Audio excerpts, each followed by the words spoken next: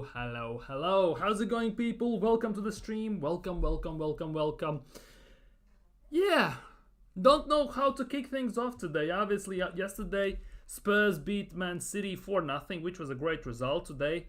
There was some slight hope that Southampton could get some sort of a result against, of course, against Liverpool. And it looked quite hopeful until a certain point, until it was pretty much hopeless. Let's be real.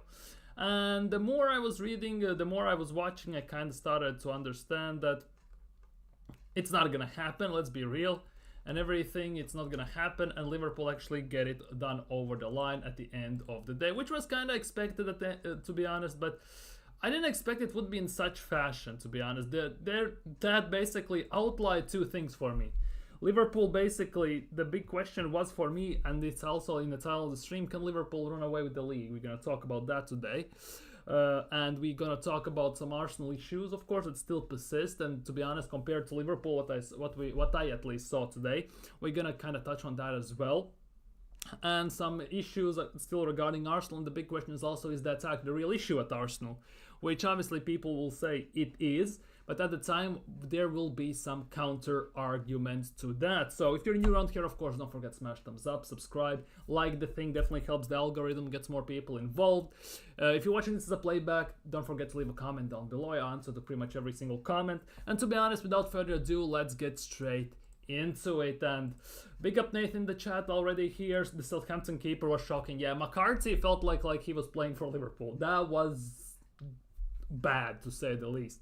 The question is, would Ramsdale do better? That is the big question, and that will be the question that's going to boggle everyone else's mind until basically next weekend, when Liverpool at Anfield play against Man City. And given that they got just rinsed by Spurs at the Etihad, it could be hella ropey. But yeah, that basically leads me on to today's one of the biggest questions in the title for today as well. Can Liverpool run away with the league? The big thing is, obviously they can.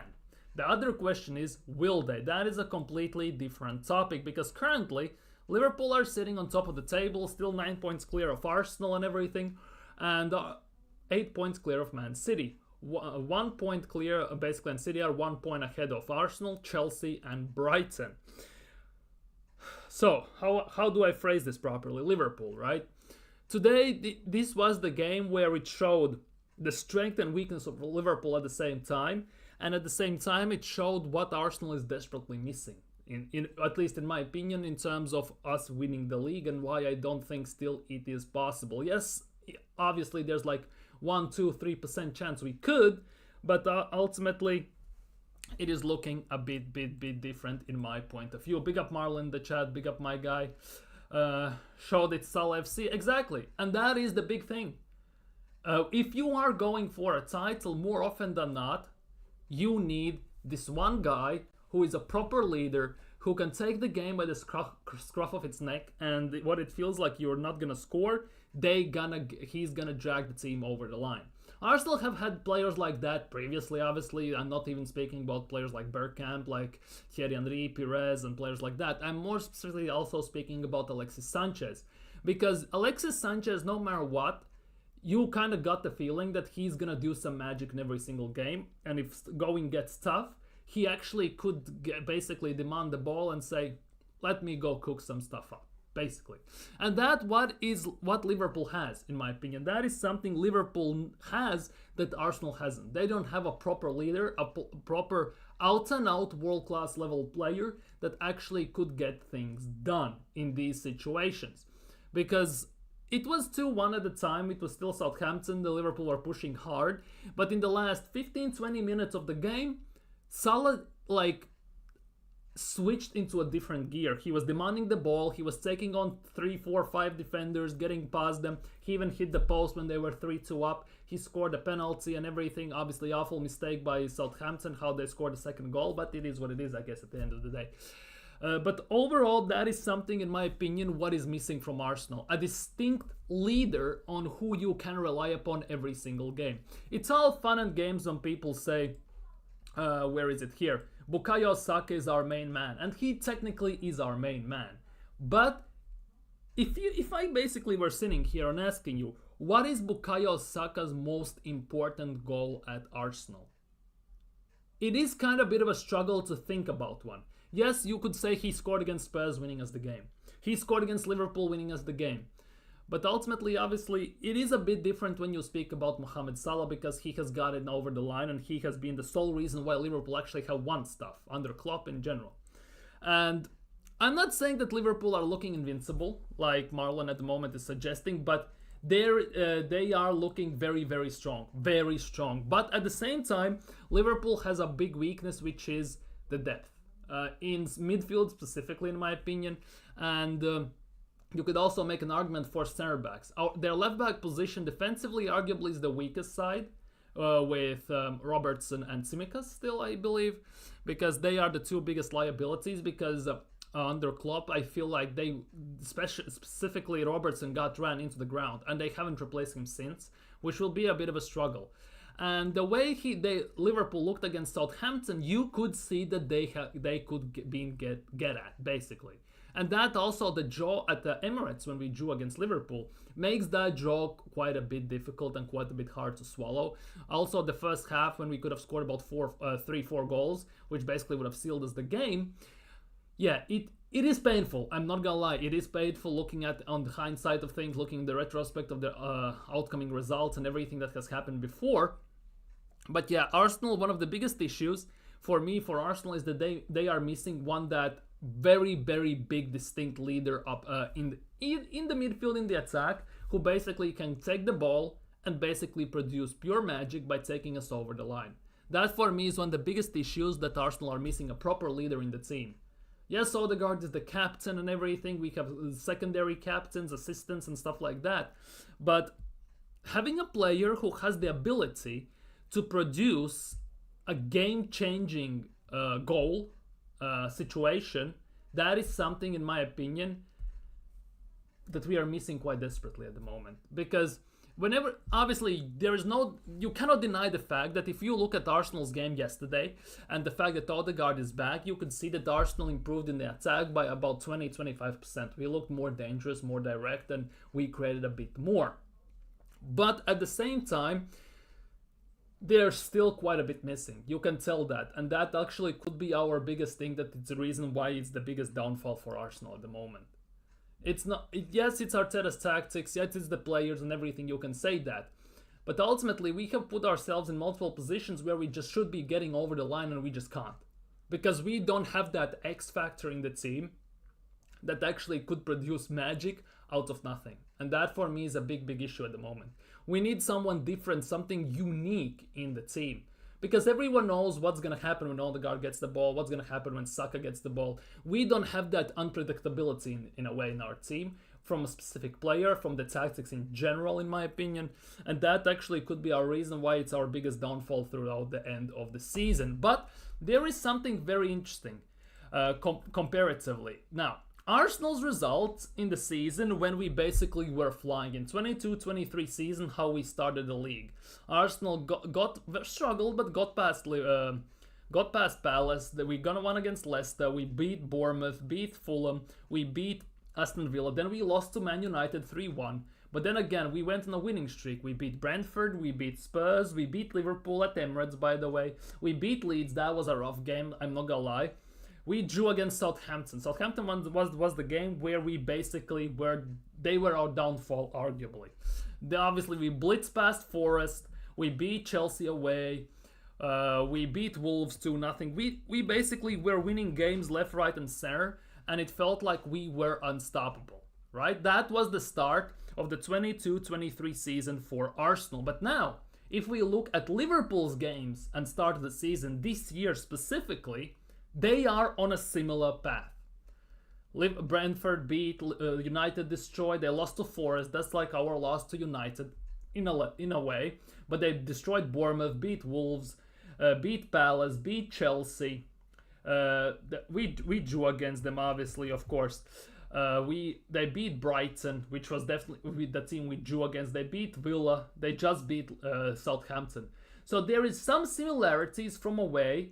In a point of view, at least in my opinion, the way we started the season 2 years ago, similarly that Liverpool are starting right now. And Liverpool, in my opinion, are still prone to the same thing that Arsenal were the same season. As soon as we got injury for Saliba, arguably our season in a way fell apart. And I think for Liverpool is the same thing. As soon as one of their main guys gets injured, for example, in the midfield, or in defense, or in the attack, especially if we talk about Mohamed Salah, for example, it will be a different Liverpool instantly. The midfield is one of their, I think, the position where they lack the most, especially at number 6 department, which hasn't been replaced since, well, basically, in a way, prime Fabinho, if that makes sense. So definitely there are some instances where Liverpool also could fall short. And the game against Southampton also showed that they can be gotten at. Similarly, like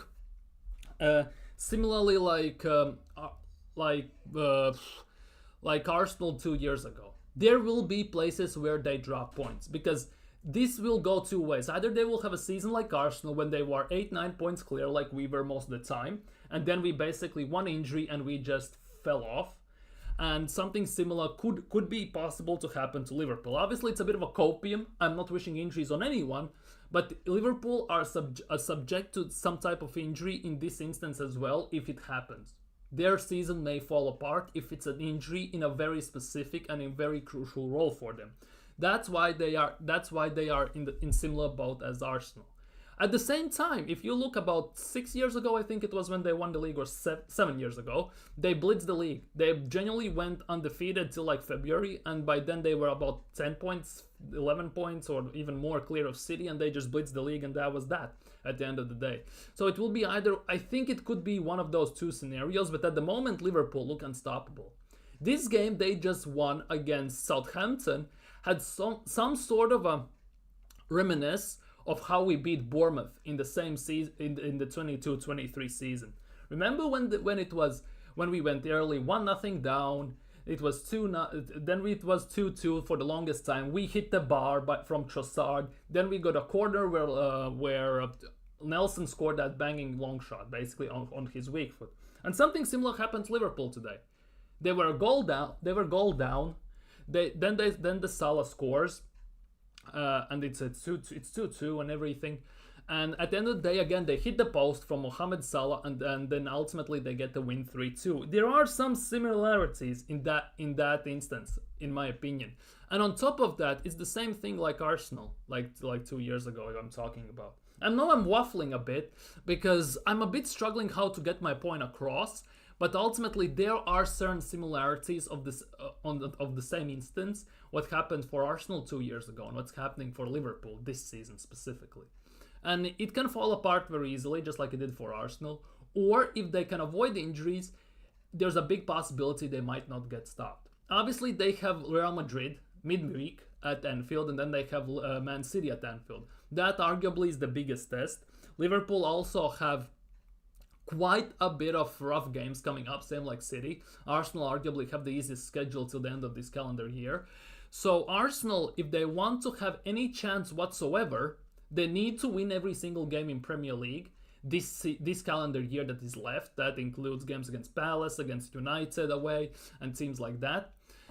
If they don't, it could be end of days for Arsenal, obviously. Arsenal are in a situation where they're 8 points behind at the moment. 9 points behind, sorry.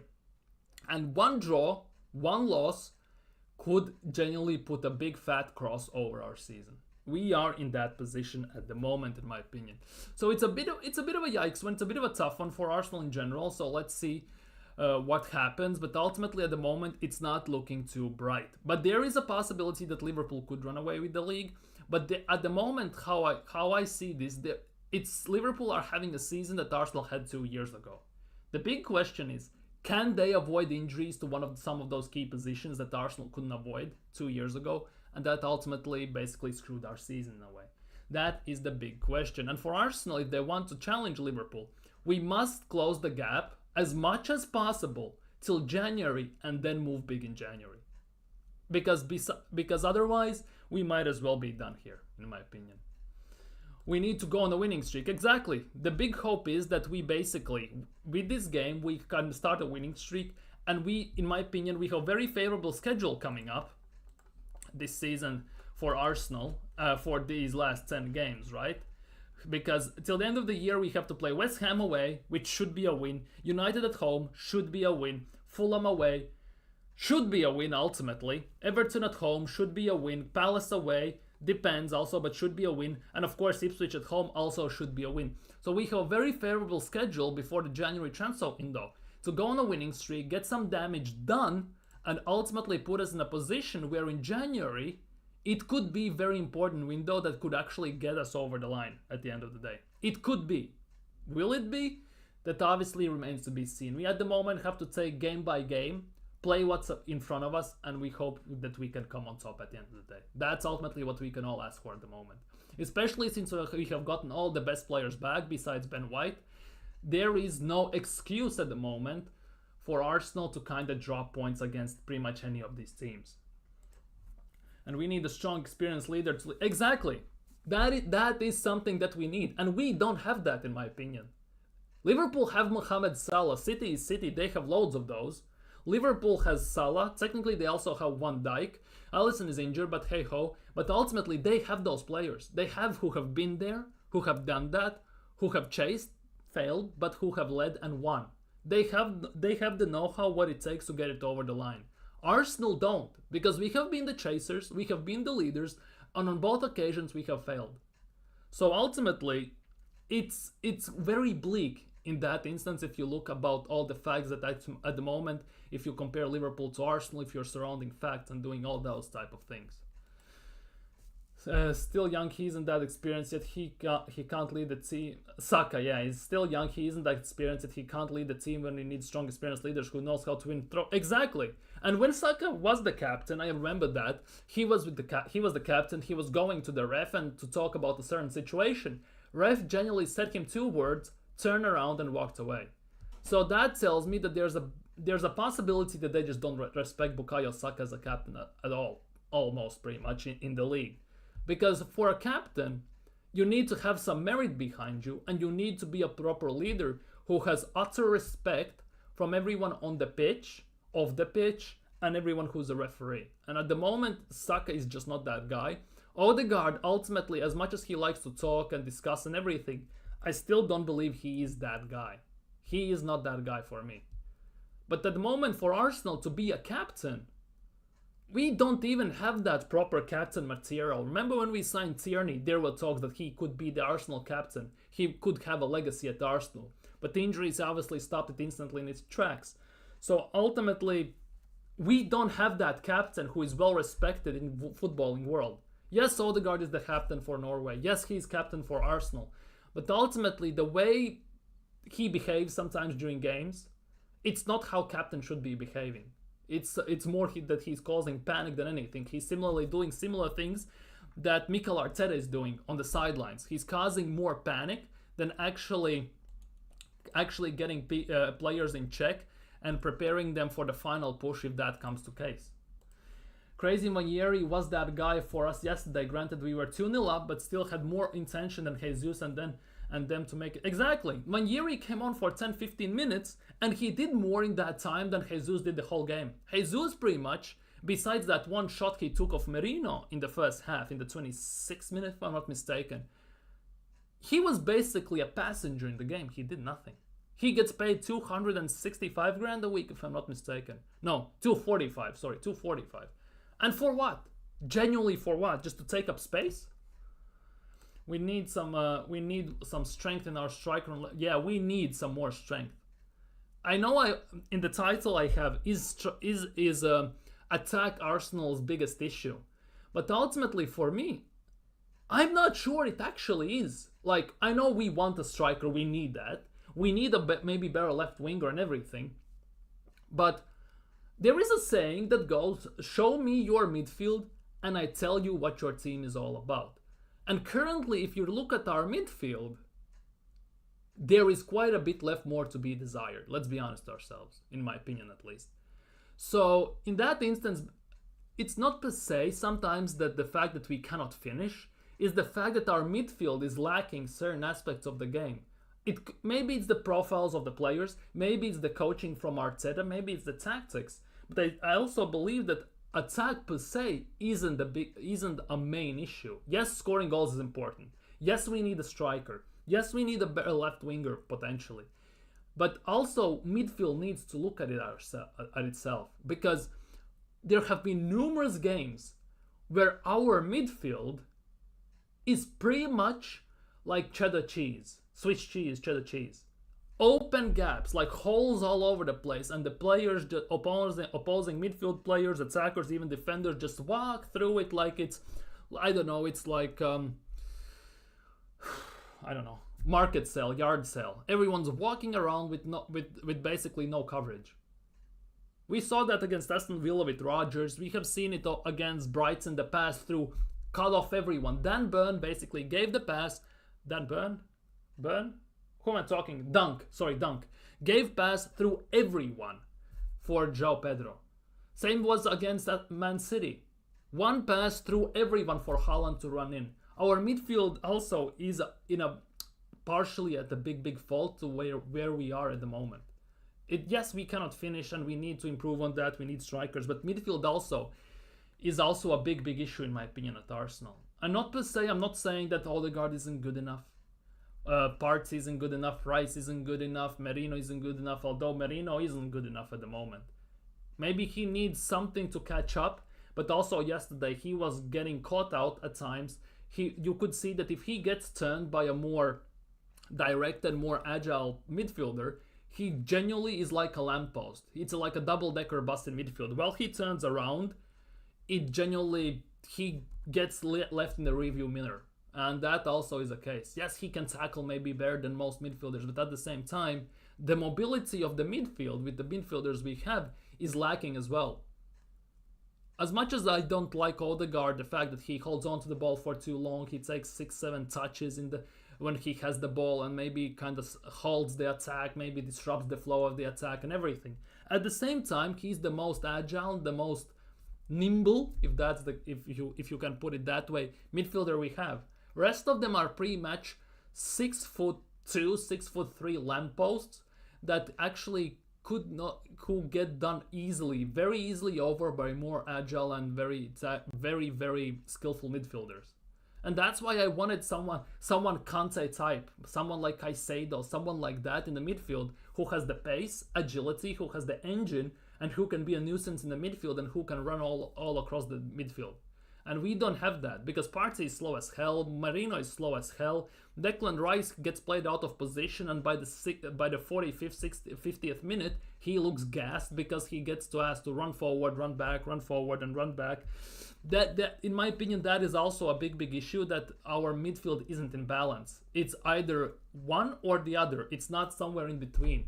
It's like the yin and yang thing all over again. There is either only yin or either only yang. There's no yin and yang. There's no balance in the midfield as well. When needs to start playing started Goulet today and he cooked, we need to start playing Wanyeri. We need to start Wanyeri. We need to see what he's all about. But the fact is, as long as Odegaard is here, he's not gonna start. Because he plays in a position which basically is the least opportunistic position for Wanyeri. Because he plays number 10 or occasion right wing, which basically is Odegaard and Saka. And for Mikel Arteta, those two players are undroppable. At the same time, even when Odegaard was injured, we didn't see Wanyeri start a single game. So that again, at the end of the day, is not on Wanyeri anymore. It's now all falling on Mikel Arteta.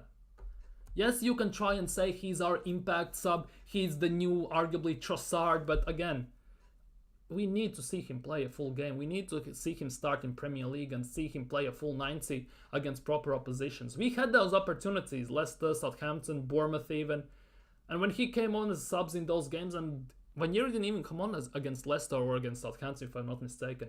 But when he has come on as a sub, he does more than our attackers or midfielders overall. Whilst Odegaard were out, Trossard was in number 10, Jesus was playing wings, Sterling was starting on wings, and they play almost a full 90 or full 90. And when Wanyeri came on for the last 10-15 minutes, in those 10-15 minutes, he did more than those players combined. So there is something genuinely disruptive, and it's not on players anymore as much. Yes, maybe it's on players that they don't perform, but at the same time, it's on Mikel Arteta to figure out proper players, proper tactics, proper 11s. There are more questions still left to be answered. And again, with every single game that passes, yes, we get 1, 2 answers to certain questions we have about the tactics, about everything. But despite that, we still get about 3, 4 new questions added about our players. And as long as we're gonna keep adding more questions than giving answers, we're never gonna figure this out before it will be too late. And to be honest, it's already nearly too late. So we need to get on it quite quickly. Yeah, he brings something unique, something that no other player has. That is a big thing. Something different that can make us look at team. Exactly. Whoa. I rewatched the game, and Saka was always high and wide compared to the last few weeks when he was holding right back's hand. It must... Yeah, exactly. That is the thing. And that was what Bukayo Saka was saying, I think, month and a half ago in an interview when Ben White was injured for the first time. Obviously, he was playing through injuries, but with injuries. But Bukayo Saka was saying this, that he really likes playing with Jurrien Timber because it means he can stay more wide, he can stay more forward, he doesn't need to track back as much, and he can focus more at the job in hand, which means more attacking. Bukayo Saka said it himself in an interview, that Jurrien Timber basically provides him more security at the back than Ben White. And since we played Ben White with injury all the time, it stands to point why Bukayo Saka was tracking back, and why he came out in an interview and said that Arteta is asking for his attackers firstly to defend and then only attack. That also is not a good thing, because when we get the ball, we have nobody to put the ball out to in the attack. There is no outlets whatsoever. And if we hoof the ball up top, we just give it straight back to the opposition, and that is genuinely a lose-lose situation overall. We need to place Saka in the same place that Liverpool places Mo Salah. Exactly. We need a player, basically, preferably both wings, who don't defend as much, but they basically stay more forwards, so we have instant outlets as soon as we get the ball, so we are more dangerous on a counter. Because we tend to sit back, we tend to give away the possession and everything, but once we get it back, there is no directness, no alertness, no proper attacking options. And that's what's also killing our momentum when we go on the counters, especially when we hold on to the possession for too long while we wait till others get forward. That is a big thing. And what was the point then spending nearly 300 million on defenders alone if you are forced to pull your attackers back to help them defend? It makes almost no sense whatsoever. You call the Liverpool comeback as it happened today. Dude, it was written in the stars. It was written in the stars almost. I felt the same feeling. Liverpool didn't create a single goal today. Exactly, that is also a big thing. Liverpool weren't that great today. Let's be honest. But they still got it over the line. They didn't create that much. Yes, they created certain chances, certain half chances. Defenders that defended well. But ultimately, all 3 goals came from mistakes. Handball, awful back pass, and basically clearing the ball through the middle, which basically is a defending 101, which you get taught as basically a 6-year-old when you're in a footballing academy, that you don't do that. It was rookie mistakes. And basically they capitalized on that. The big question is, when Arsenal don't create anything, what happens then? Because we don't score when we don't create anything. We don't even capitalize on opponents' mistakes most of the time in those instances. Liverpool took the best of these advantages. Now, if we are looking that way, then Arsenal are pretty much done this season in all the competitions. Because ultimately there will be games again where we cannot create. When we even if we try to create, it will get picked off by defenders. And then what we gonna do? Because ultimately we have seen this over and over, that even if we try to create, we don't have that plan B or plan C when things are not going our way. We have a certain plan, we have a certain plan in place, the tactic in place, how to play. But if it gets sussed out, if it gets, as Zinchenko would say, sniffed out, and it gets shut down, what we do then? Then we pass the ball around the opponent's box and hold on to the ball for 5-6 seconds, very slow lethargic passing, with no directness, no urgency, and we have this deer in the headlights look, like just like Arteta has in those situations, and we don't know what's gonna happen.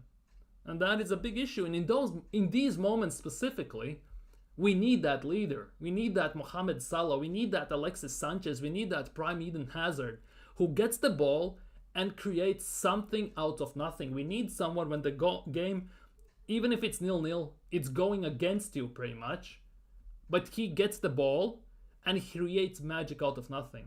And we don't have that. We can do it on occasion, but when it matters the most, it's like our players get stage fright. They forget how to play football. And that is a big worry for me this season specifically.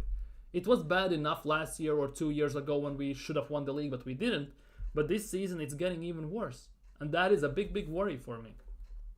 Exactly, Odegaard isn't that guy either. Compare with Van Dijk or Walker going to referee or says, exactly. Odegaard in those instances, he says his thing, the referee goes, yeah, right, and just the game moves on. When Van Dijk or Walker says it, more often than not, the referee responds very, very seriously and he takes notes of that. And he looks at it later on. This was my frustration for years where we had quite non-vocal captains going back to Wenger days where we had Cesc, RVP as captains. And that is the case as well. I know this will sound very old school, but I much prefer when the defender is the captain. Because he oversees the pitch, he sees how the game develops, he sees the flow of the game and what could come in the next minutes. That is my old school brain talking here.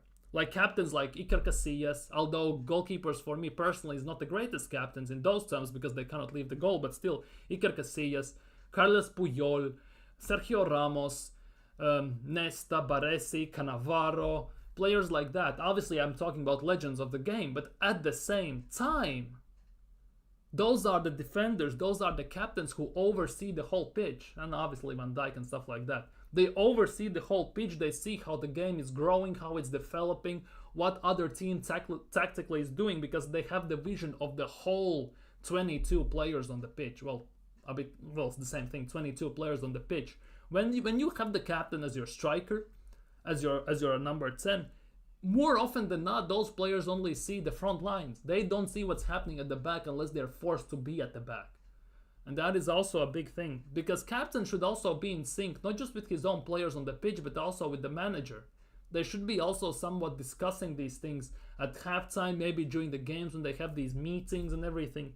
They should be somehow, this information should be passed around and say where they need to adjust and what needs to be changed. And that for me is also a big thing in that regard. I want a loud and brash leader captain who will jabs his teammates in the dressing room. Dude, we don't even have this type of player on the pitch to actually stick it to the opposing teams on the pitch when put in a rougher tackle and stuff like that. Not to mention our team to lead over the line. Midfield too, we need a strong, experienced midfield that can help defenders close down attackers and push. Exactly, and we don't have that. You could argue we have midfielders who can help defenders if they're in the right state of mind, basically, because the goal we conceded against Chelsea, why Rice and Partey as number 6s or 8s were playing as center backs is a mystery still to me. Even Odegaard was waving his arms around and asking what the hell was happening there, right? But ultimately, all these players, maybe a bit more Partey, he can outlet the pass from defense to attack, like cutting off the midfield. Rest of our midfielders don't have that in their locker. Declan Rice grew up under David Moyes. He was used to hoofing the ball up the pitch to Antonio and then just run, basically. Thomas Partey is the only one. Jorginho, that's why yesterday as he got a yellow, he got cooked for pace and everything. Jorginho in that instance is very good, because he can sit in that 6 role. Would be nice if he could defend, but ultimately he can actually scour the pitch. He has good footballing IQ and he can distribute the ball. From us, from the midfield, we don't have that. We basically give the ball to defenders or to Partey/Rice, and what they instantly do is give it to Odegaard, and then the attack only starts. But ultimately the attack should start from the back once we get the ball when we are defending. And then we just go pass, move, and we go forwards. What we do usually is basically give the ball to either Partey that gives it to Odegaard or to Saka. Then Saka runs down the wing, cuts back, gives it to Odegaard, and then we only try to figure things out. We don't have that fluidity as much. But yesterday you could see that with Odegaard being back at the same time, our attack fluidity increased by about 20-25%. We were more direct, we had more passes going around, and there were more gaps our players were running into. But still, it's not ideal. I'm gonna put it out right now. It's still not ideal whatsoever, in my opinion. We need some quick we need to see the MCM and a cam with speed and agility that can push forward the attack. That's the thing. Those are a very big rarity. We need players who can do all, because that's what modern football is all about. But ultimately, if you look at certain players, if you surround them with the proper type of player, you don't need that. If you look at Kante, he was basically like a mosquito in the midfield, annoying everyone, getting the ball, and because his passing wasn't the greatest, he was good at passing, but it wasn't the greatest. He wasn't the greatest at shooting, but he scored some goals, obviously. His main thing was disrupt the attack. It's very rarely when you get these players like Busquets, for example, who can do everything. Hold the ball, dribble with the ball at times when you need it, disrupt the play, get the ball and pass it forward, same like Rodri does. It's very rare you get those. However, if you look at how France, for example, were playing with Kante in the midfield, they got Paul Pogba next to him, for example. A guy who can distribute the ball with his eyes closed, who can dribble, who can cross, who can shoot, who can do everything pretty much from the midfield role. Now, in that instance, if we play, for example, Rice in the 6, we need a proper ball distributor next to him as an 8. Santi Cazorla type of player. We need someone like that next to him then. We need just to surround them with the proper players, because, as I said before, our midfield is very unbalanced at the moment. It's either one attack of the spectrum which focuses on passing and the attack, with Jorginho, for example, Odegaard and stuff like that, which neglects defense a bit, or we have the very defensive one, with Rice, with Partey, with Merino. Those are more defensive ones, again with neglecting a bit more in the attack. And we don't have that balance at the moment. Last year it was working to some extent, but again it meant that we had to switch the tactics quite a bit in that instance to play very free-flowing attacking football. But again, why we cannot play this year, it's also a big mystery, because technically we have the same players. Yes, we have signed out Calafiori, yes, we have signed Merino, but at the end of the day we have the same midfielders, same attackers. So what is stopping us, if not only Mikel Arteta and his tactics at the end of the day? That is the big question. We need to quicken dangers and counter. We need to be the team that's in. Exactly. We need to, and we need to sort out our defense as well a bit more. Rice captain the European winning team. Yeah, Rice captain West Ham. Yep. For me, Declan Rice should be our captain. I don't actually see a scenario how that could happen, if I'm honest with you. Because that would mean, I don't even know, because when Odegaard wasn't the captain,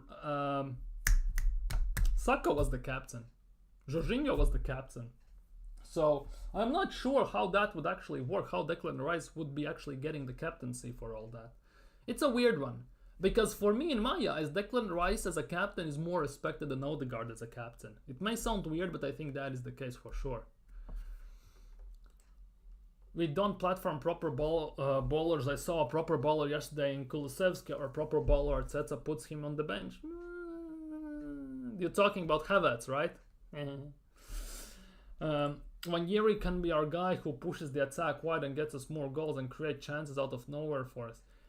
It's still early to tell that he could be that guy for us, but there are very many indications of how good he is and how good he could be for Arsenal. Is the fact that is Arteta willing to give him a chance to prove himself? That is the big question. Obviously, he's only 17 and stuff like that. But ultimately, does Arteta have the balls to actually put him in the starting 11 to show and prove that he can do it?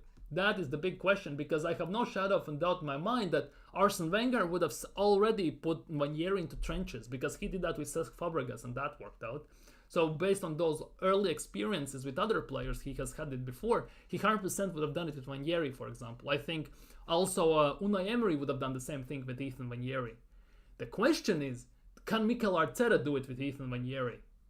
That is also a big question, because currently, it generally, from Arteta, how he picks 11s, it gives that sort of a vibe that he has certain player group who he trusts, and if they are not injured or suspended, no chance in hell they're getting dropped or substituted at any given time on the game. And it somehow feels like a favoritism on a certain level. But if you are playing for a professional football club, you want to win titles, this sort of a sentiment and stuff like that needs to get out of the window. I'm not saying they are not our best players, but sometimes you need to throw a curveball in there, you need to take some risks, and ultimately, Arteta is not a risky manager, he's very safe in that regard. Yes, he has tried some risks against playing big teams, but ultimately, even if we look in Europe how he plays, first thing he thinks is about defense. First thing he thinks about is defense, especially away. And let's see where has that gotten us. Against Man City, again, we play very defensive. Other teams decide to go to Etihad and go for it. Other teams at home even go for it. If they have the ability, obviously, but at the same time. But Arsenal shouldn't be a team that is scared of the opposition, that they have to basically start the game with parking the bus. Yet we do that on many occasions against teams we should not be doing that. That is also a big issue. Salah was paid 200 per week from 18 to 22 while they were winning Champions League. Why the hell is Jesus? Dude, I don't even know. I think these big wages solely comes due to the fact that they have won stuff. Because if you look, the most players that are getting paid that much, if I'm not mistaken, for Arsenal, where is it? Let me check this quickly before we get into some Coneman music on Arteta's post-game press conference. If I'm not mistaken, some of the biggest earners in our team, maybe besides Bukayo Saka, who is our star boy, are players who have won something. Yeah, Havertz has won Champions League. Jesus has won Premier League multiple times. Declan Rice won the Europa League. Conference League, technically. Partey has won a lot with Simeone.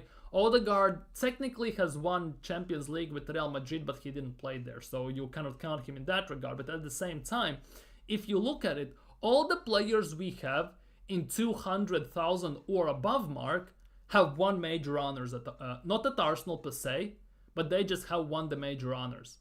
If that makes any sense. Like, I'm gonna show it to you. Just look at it that way. See? I know it's covering my face a bit, but bear with me here.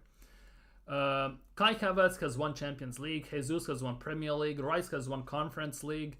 Obviously, one of the best players plus English tax. Thomas Partey has won stuff with Diego Simeone. Martin Odegaard technically has won Champions League, yet at the same time, he wasn't with the Real Madrid squad. Rest of the players have won pretty much nothing, and they are below 200 grand. That could also be the case. That could also be the case, in my opinion, ultimately at the end of the day. That could also be the case if you ask me, of course. Wenger got proper ballers. We need to be having attackers scared to come in our box and afraid. Exactly. And that has to happen on both ends. We need defenders that basically inflict fear into opposing attackers, and we need attacker who inflicts fear into opposing defenders. Because if you recall at Highbury, when, for example, in the tunnel, the infamous moves when Bergkamp and Vieira, players like that, were standing in the tunnel and they just turned around and were looking at the opposing side, and you could tell that they were bricking it already. We need that in the team. But ultimately, no matter how many times top gooners are saying, oh, Arsenal are scintillating, dangerous, everyone's scared of them. Nobody's scared of Arsenal. And we see that every single game. Because if they were scared, there's no chance in hell Brighton would come against us and basically nearly beat us. No team would go toe to toe against us. Almost every single team.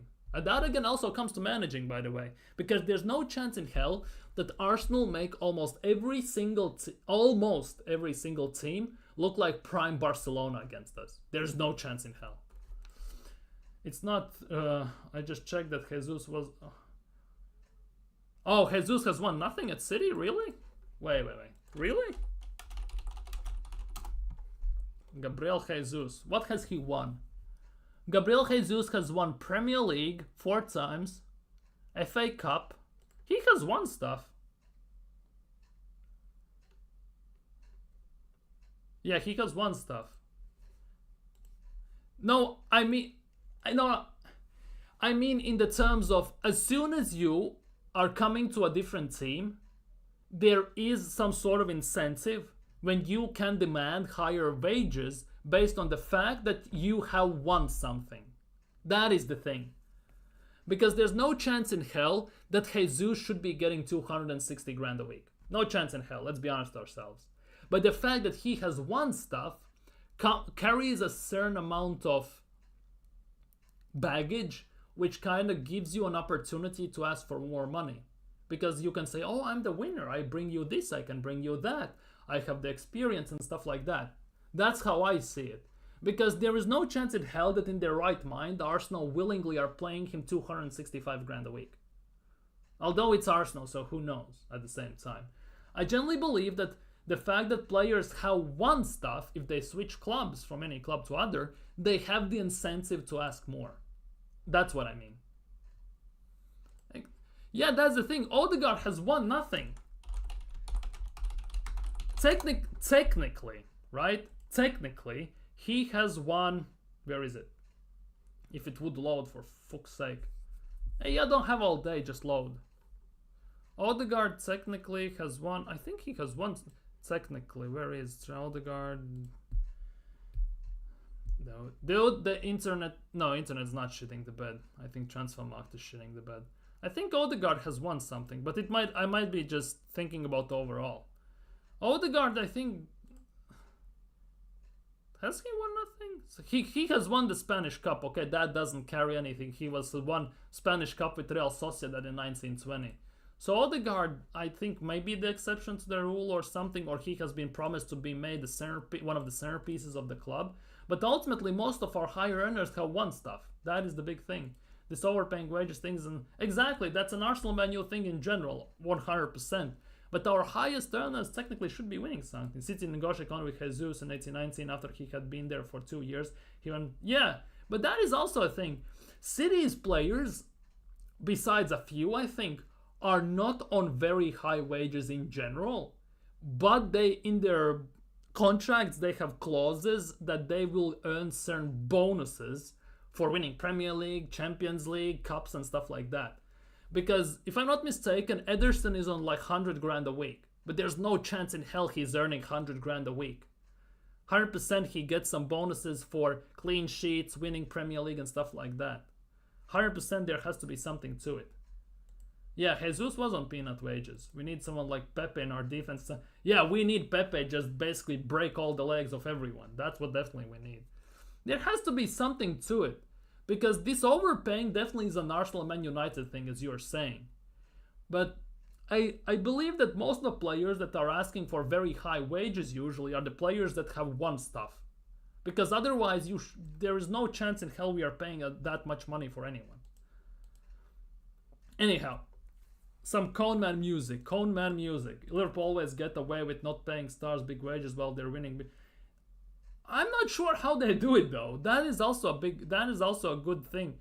The good point, because Liverpool don't pay anyone quite a lot. Besides Salah, I would assume, maybe Zoboszlai and players like that. But ultimately they play quite a few, not that much money. Yeah, dude, Coleman music is about to hit different. We need someone like Figo that can provide from it. We need someone like that, but will Arsenal do it? Anyways, some Coleman music. On his thoughts on the game, really happy. I sense great energy the last 48 hours. What is this guy with his energy? The way it's like he has maybe crystals at home and he has like ruby crystal and he feels some sort of a way and everything. I don't get it. I sensed a great togetherness and decided to change the situation and go through what has been a different period for us and all that situations that have come across, and the team straight away from the beginning it was dominant. There was an enthusiasm about it. This is what I demand when we score a goal. It should have been another 2 or 3 in the first half. Oh, that 100% is true. We should have scored about 3-4 more goals in the first half. then the fact is what the total effort of the team, because the players, Thomas Partey comes in, impacts the team, scores goal. Well, yeah, wait. This gives us a different kind of dominance. Jakub comes in to get some minutes in the legs. Raheem comes in, gives assist. Ethan comes in, scores the goal. That gives us a different kind of dominance. Jakub comes in to get some minutes into the legs. What the hell is this? You don't play Thomas, you don't play Declan, you don't play Martinelli, you don't play Havertz, and there's always the question mark, is it right or wrong? To be honest, without Havertz up top, we looked actually very good, very free-flowing in the attack. That must be noted, I'm not gonna lie. I felt it because I think the team needed it and the way it was feeling, blah, blah, blah. On feeling comfortable in the last 10 minutes. Yes, it does, but obviously with the 1-0, something else can happen. We missed some big opportunities. Unfortunately, we weren't in that position earlier, but credit to Forest. They're a really good side. They're a constant threat every time they have of the ball. What did Forest do against us? Oh, right, nothing. Even when they play the ball, they're running. Well, to be honest, everyone's running on the pitch. What? That's why they've done what they've done. Okay, Odegaard's return to the Emirates. For these kind of players in the team, it's always the right time. Again, we talk about fluidity, understanding chemistry and timing. Understand the fluidity and the chemistry and the timing. Dude, if you understood timing, you wouldn't play injured Odegaard against Chelsea, Declan Rice with broken toe against Chelsea, Saka who is partially limping against Chelsea, and you wouldn't send Odegaard to Norway, where Norway's medical staff says he is not even fit near enough to play. Let's just get it out. Let's just say it as it is. He's one of the best to do that, to manage the tempo of the game, when to accelerate it, when to slow it down. Obviously, he's been missed, and it's good that we have stopped him because he was starting to get tired and fading a little bit. Ethan comes in and he lifts. You could sense the crowd. Then that's because the crowd wants Ethan to play more minutes. That is because that's why the crowd lifted. You could sense the crowd, the energy, and how much they love watching this kid play, which is great. Exactly. Give him more minutes, for fuck's sake. On if he's surprised by Odegaard's impact, no, I value, blah, blah, blah. On a different energy in the team, nobody cares. On Ethan Nwaneri getting minutes when Odegaard was injured. Okay. This either will be some proper waffle, or there could be some sense to it. Look at the two players that you are throwing questions at. What I like is that it comes in that context. Oh, bloody, here we go. Top Gunner's favorite word. The first thing he does is take a touch, run forward, run past two players, and put it inches away from the post. I understand that. I'm responsible for him, and you have to do that brick by brick. Today he put in another brick. Dude. Now we have to put the cement. Dude, is this Bob the Builder or something? What is this? Make sure that it doesn't get dry so that he can put in another one, and then it's going to stick. Then we put one more layer. Then we put on some drywall and everything. We want to put 5 in a row. Believe me, it won't work, and we have to manage these expectations, his loads as well, which is really, really important. Oh, bloody hell, man. What the hell am I reading? Pool pay, Van Dijk, Tony, and Trent. Dude, that's... For the quality they possess, it's actually not bad. Van Dijk on 220 is actually kind of nuts. We need someone like Prime... There's nobody like Prime Ronaldinho, nowhere near. Why did we only sign Raya to a 1-year contract? Did we really? David Raya signed a 1-year, 5.2 million contract with the Arsenal FC, including an average annual salary. In 2024, Raya will earn the base salary 5.2 while carrying a cap hit of 5. What the hell is that about? Wait. In Transfermarkt, it says his contract expires in 2028. On Transfermarkt, it says his contract expires in 2028. David Raya's permanent transfer from Brentford to Arsenal has seen him sign a contract lasting till 2028. He's signed for till 2028. Everyone says it's 2028. David Raya signed a 1-year, 5. Wait, it might be the fact that for 1 year he is earning 5.2 million. After that he could be earning more. Maybe that could be the case. 5.2. What the? Sorry, but what? Agree. See? In 2025, it's not announced yet.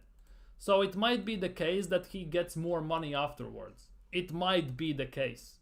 Because otherwise it makes no sense. It could be the case that for 1 year he gets 5.2 million. Wait. Just quickly, just so I'm not dumb enough.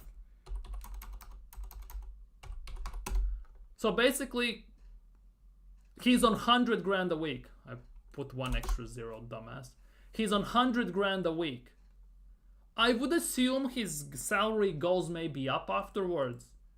That would make maybe more sense, because his contract technically is in 2028. I said, yeah, that would be wild if it... Exactly. That means that in January everyone can snag him up on a free transfer pretty much. That would be dumb. 100 per week, I imagine. Yeah, that's what I imagine. After the end of this season, he probably goes up to 150 or 170, most likely. Something like that. Otherwise, it genuinely makes no sense, although it's Arsenal we are talking about here. Martin Odegaard creating space. Oh, bloody hell, Space Invaders back again. For sure, but as well how often he does it. He does in various circumstances. It's true that obviously the right side have played a lot of minutes. Dude, the right side is the only side we attack from, to be honest. Like, how much was it? We checked it like yesterday or 2 days ago, like 70+% of all our attacks. That chemistry, that understanding, that timing is always there. Martin's because he always has the right moment, the right spot. On Ethan not starting more games. Here we go. More bricklaying. I'm always tempted. Bloody hell. I think he's the second youngest player for the club to score in the Premier League. It's giving us all the reason today is another reason to put him there. But that's when I play him and not somebody else. It's step by step, I would say. So basically what he's saying, he wants to ease him into the team. On why Bukayo Saka did not play for England, we can send you an MRI scan. Well, that was somewhat passive-aggressive. Very simple, but that's the communication. It was very clear between the medical staff of Arsenal and the national team. He hasn't done anything, he was away, and he's needed time to heal and had one training session. Okay. On Odegaard's relation with Bukayo.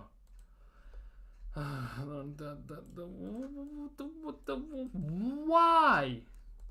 That's chemistry. Sometimes you meet somebody and straight away you make eye contact, something close, and with those two it happened. Dude, this is not Tinder or something. What the hell is this? We are back on swapping wives, conquering wives, and all that stuff. What? Why we are on Tinder all of a sudden? Off the field it happens on the... Off the field, it happens on the field. And with many others as well. What am I... This is Love Island or what? Something that's in football. It's difficult to say, but when you put them together in the right spaces, close to each other, things flourish and things happen naturally. And with others, you try to force it and it doesn't work.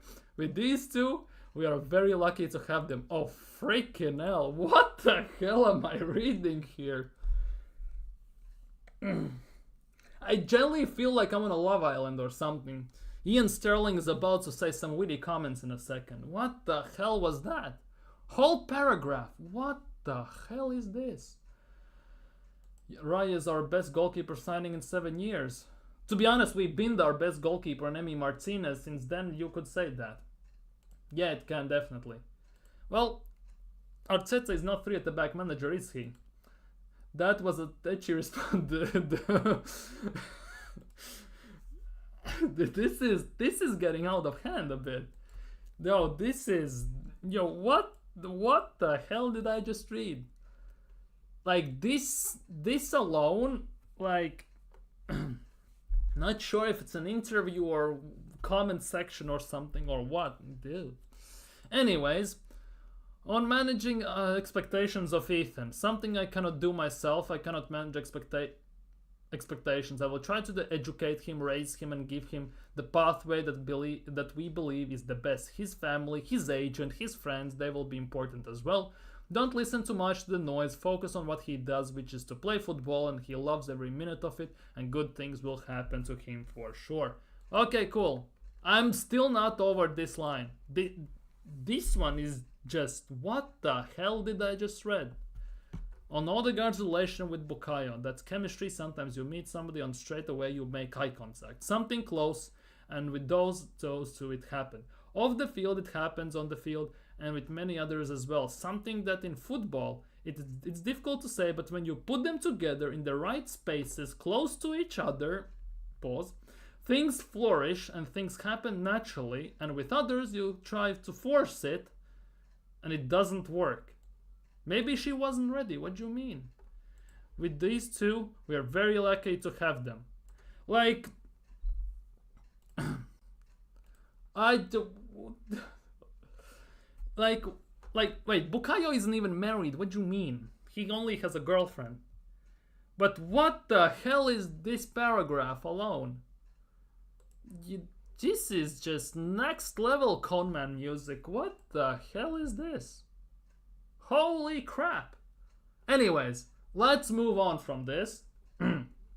Let's talk about some shamelessness.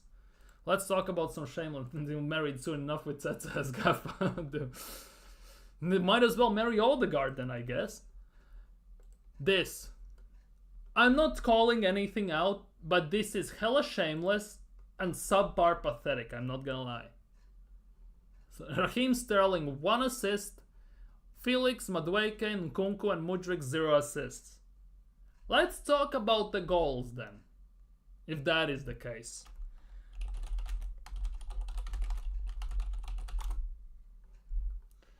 Raheem Sterling goals this season for Arsenal. Let's talk only about Premier League. Let's look only at Premier League.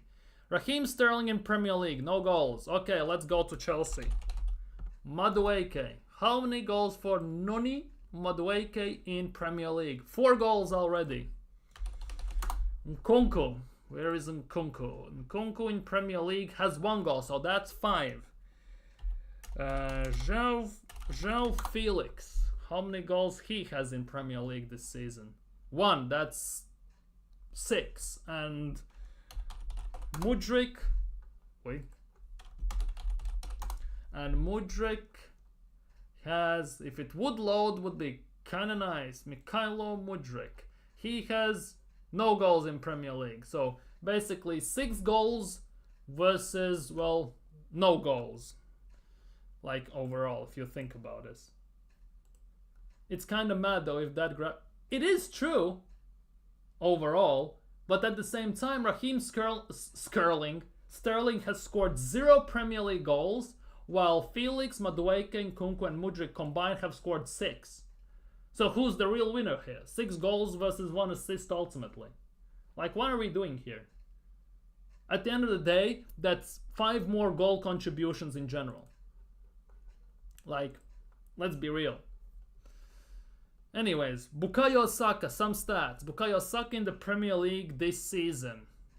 He has 1, 2, 3, 4, 5, 6, 7, 8, 9, 10, 11. 12 points from 12 games. That's point per game ratio. That's actually not that bad, I'm not gonna lie. With the injuries and everything. This is a wild one. I'm not sure if it's true or not, but apparently Gyökeres has already declined the chance to join Arsenal and Manchester United, which has piqued the interest of Barcelona president Juan Laporta. Not sure if it's true or not, already putting it out there, but there are some speculations regarding this, the fact that Gyökeres is not coming to Arsenal in general. And to be honest, I was talking about this. Arsenal basically expectations is Isak, Osimhen, Gyökeres, but in reality Arsenal is gonna sign Šeško or Kolo Muani or someone like that ultimately. That's at least the way I see it. That's the way I see it. Gyökeres will be the Haaland replacement. Could be. If Haaland leaves City, apparently he has that. I've never said he will join. I'm just saying that Arsenal should be going after him. I wish they went after him, but if Gyökeres doesn't want to join, I was calling this as a Barcelona for Lewandowski replacement for some time now. But ultimately, for Arsenal, as always, if it makes sense, they won't do it, and it looks like they're not gonna do it. They might, but they're not gonna be much luck in that regard, in the way I see it at least. So it is a bit of a rough one in that regard, but I guess it is what it is at the end of the game. I believe Haaland will go to Barcelona. For me, it will be either Haaland signs extension at City and Gyökeres goes to Barcelona, or Haaland goes to Barcelona and Gyökeres signs for Man City. It will be either or, but one of those two clubs most likely will get him at the end of the day. Gyökeres won't join, we should be going for Isak, Marmoush and Vlahovic. One of those, to be honest, I wouldn't mind Isak. Maybe Vlahovic. Marmoush is too early to tell, for me personally. Haaland that came out, pause, years ago that Haaland will go to all 5 major leagues and break the goal record. So he done it in Austria. That's not major league, but it is what it is. He did it at Bundesliga. He did it at Premier League pretty much. So I guess he has 3 leagues left. Most likely he will go then to La Liga then, Serie A potentially then, and Ligue 1 might as well the last since it's the easiest league, if that makes any sense. But I guess we'll have to wait and see. But no matter what, Haaland will earn top money wherever he goes. And he will go only to top 2 clubs in every league, because there are not many clubs in general in the world who can afford to pay his salary. So in La Liga, most likely it is Real Madrid or Barcelona. But Real Madrid have Mbappe, so that's not a possibility. In Serie A, most likely it's Juventus, maybe Inter if push comes to shove. Maybe Napoli for some weird goddamn reason if they sell Osimhen, and although Conte likes Lukaku, so maybe that not might be a thing. And for Ligue 1, it only can be PSG, let's be real, so it is what it is. Haaland is a beat-sex Zlatan. To be honest, he's not even a beat-sex Zlatan, he's a Temu version of Zlatan, so seat-sex Zlatan. He'll finish and say, yeah, PSG will be where he ends up at. Most likely. Most likely. Most likely. Yeah, Osimhen too. But yeah, it is what it is, I guess. But Arsenal needs to sign a striker. But looking at the market at the moment, nobody wants to leave and nobody wants to come to Arsenal. Because Seško didn't come because he got said he will be a backup dancer for Havertz. And why would any striker would want to come if you say he will be a backup dancer to Kai Havertz, a guy who cannot score goals on a consistent basis, who has scored Hasn't Havertz scored almost every single goal, if not every single goal this season, at home, by the way? Because his away record is quite shocking, isn't it? I might be tripping, but I think almost every single goal, well, he has only 7 in general, but every single one he has scored at home, no? He scored at home against PSG, at home, well, that's Nations League, at home against Wolves, at home against Brighton, at home, and at home. Yeah, he hasn't scored an away goal yet.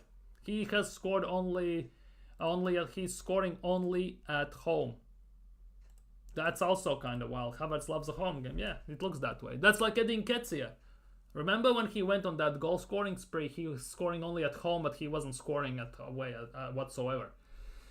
When he was scoring, obviously. But yeah, I guess it is what it is at the end of the day. Strikers seem to be Arsenal's Achilles heel at the moment. It used to be left back. Doesn't look like it is anymore, but who knows, might actually be. But at the moment, yeah, it is what it is. It is what it is, I guess, at the end of the day. But yeah, ultimately, I think, let me check. Yeah, we have talked about everything today, so I think on that note, I might actually end it here. So thank you guys so much for watching. Hope you had a blast. I had a blast, especially with that Arteta paragraph, which is genuinely wild, I'm not gonna lie. Have a great evening. Shame Liverpool didn't drew the game, I'm not gonna lie, but it is what it is. Arsenal's next game is in Champions League, so we're gonna talk about it tomorrow for sure. I think we play on Tuesday as well. So we'll see what happens, but if you're new around here, of course, don't forget to smash thumbs up, don't forget to subscribe, hit that bell, leave a comment down below, take care, stay safe. See you all tomorrow, have a great Monday, have a great start of the new work week, and well, yeah, see you very, very soon.